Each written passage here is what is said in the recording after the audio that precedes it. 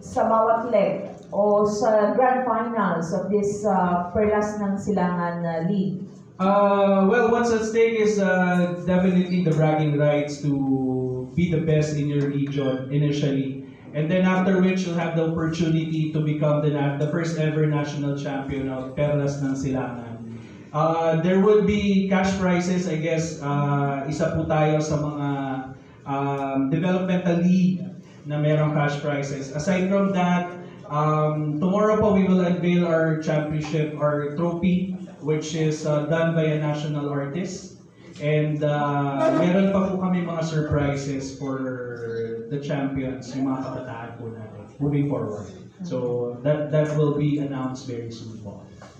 Ito po ba talagang solidong grassroots kasi nga mga age bracket eh. So, may restriction ba kung ikaw ba lumahok na let's say sa malaki-laki tibing liga, yung a group of or a team, hindi na pwedeng sumali dito sa liga, no? Yes po. So this is purely and strictly developmental. And what we want to accomplish here is to have the opportunity po doon sa mga kabataan natin or sa mga teams na hindi pa nakakasali sa other commercial leagues po. Good morning. Good morning, gentlemen. Just like to ask yung objective yung complete yung end product, yung end objective niyo, no? Kasi ngayon ang dami ng basketball leagues, no? And mostly commercial, but kayo pa lang yung talagang liga na grassroots. Pero may nakita ko kasi sa inyo na meron din open, di ba? At saka developmental. So, gaano nyo i-manage yung ganito kalaking liga? Magandang umaga po. So, ang Perlas ng Silangan Basketball League, tama po kayo. Ang focus ng advocacy natin is sa grassroots ng mga bata. Magkakaroon din eventually ng mga league na higher than age 21, pero hindi pa initially, hindi pa natin pina-prioritize. Ultimately, meron din tayo mga 3x3. So, but, okay, siguro ano yung difference? Saka siguro, yung tanong na, paano natin yung ma-manage doon? Naturally, meron po tayong commissioner. And maybe later on po, electronically, iba to namin yung press statement, but we would just like to announce, dapat bukas pa to. But since you're all here, sports writers, una po, thank you. We'd like to announce, of course, our commissioner. The commissioner for the Perlas ng Silangan Basketball League is going to be Rodney the Slasher Santos. So he's going to be the commissioner for PSBL. Now, paano po i-manage? Meron po tayong mga regional partners ang PSBL. So for CAR, meron po tayong regional partners. For Region 5, meron din po tayong regional partners, Davao, Northern Mindanao. So lahat po ng regions, we are having partners. And makikita po natin doon sa press statements, of course, yung mga partners na natin na pumasok na po sa PSBL. Ika nga kami mga nobody. we're not sa basketball, but siguro yung mga nobodies na nakikita natin sa grassroots level, yung mga uminom ng ice tubig sa mga basketball court sa probinsya, sa mga interior barangay, maabot po natin yun. Yun yung gusto natin mangyari, maabot natin. And kompetensya ba namin yung mga leagues such as Junior MBBL, MBBL, whatever.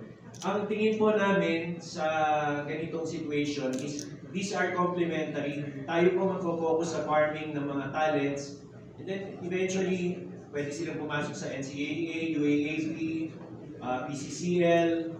In fact, may mga talks na rin with coach, different coaches. And gusto talaga po natin yung development ng mga bata is holistic, hindi lang po basta sports, pati doon na sa usapin ng life skills. Yan po yung target natin. Tama po kayo, hindi siya commercial league. So that's why dito rin po kami to ask the support of so many people. Siguro through Philippine Sports Writers Association, makakahingi po kami ng mga tulong sa iba't ibang LGUs, NGOs, at iba't ibang groups na tumulong po sa truly i-develop natin yung tinatawag naming sustainable sports development at ng kabataan natin. Doon po sa press statement, sinabi namin, of course, ang background natin is there's so much trouble sa ating mga kabataan. Merong mental health issues, there's poverty, there's lack of opportunities. Ito po, through sports, at hindi lang through sports, through life skills as well, makakabuo po tayo ng solid na Philippine team, hindi lang sa basketball. Moving forward, eventually, in advance ko na, magkakaroon din po ng mga volleyball leagues, arnis, even as far as boxing, yun po, magiging multi-sport po tayo, but we will start first with Perlas ng Silangan Basketball League. LGU based kayo, no? Sa isang LGU, halimbawa Quezon City, ang laki niyan. Maraming barangay yan. Paano nyo ngayon ipipiliin kung sino yung magre-represent ng QC? Tapos lahat ba sila pwede sumali doon sa age bracket? Basically, like for example, ang Quezon City is 142 barangays. So in District 4, merong league na ongoing ngayon. Merong 38 barangays na may liga. And then in different districts of Quezon City. Nagawa din po ako sa Quezon City, kaya so, ang atin po is, meron tayong partners, and then the partners will look for the teams.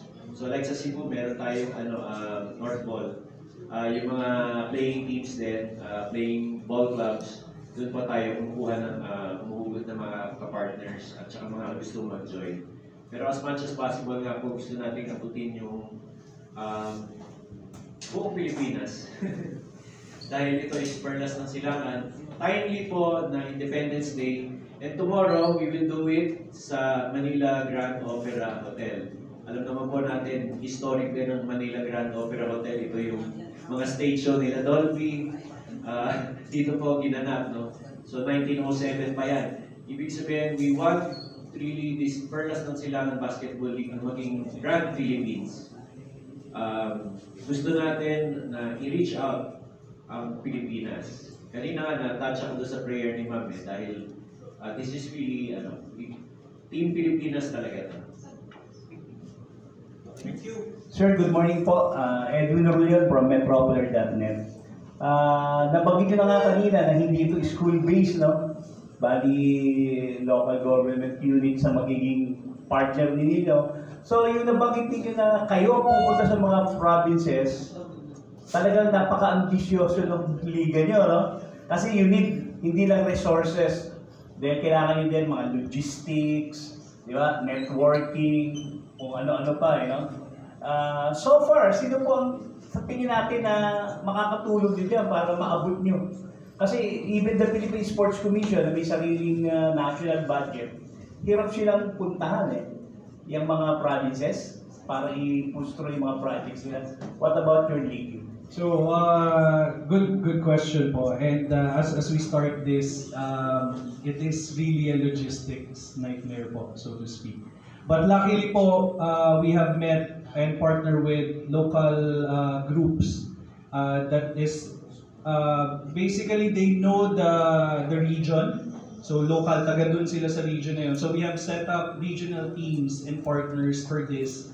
So that these people are the ones who would invite the LGUs, who would invite the ball clubs, and ang isa pa po sa hindi namin nabanggit na advocacy natin dito is we wanted to promote MSMEs, yung mga local businesses po. So isasama po natin ito sa ating programa. And these local partners that we have po, it lessens po kasi sir yung burden kasi kami Manila-based kami. So these people are the one actually, while we are here, are working po endlessly sa mga regions po natin. And sabi ko nga po, we have roughly around 7 regions right now na nakakasa po. So we're just waiting for the launch of this, and eventually po you would see kung saan-saan po ang mga regions natin nakasado na po.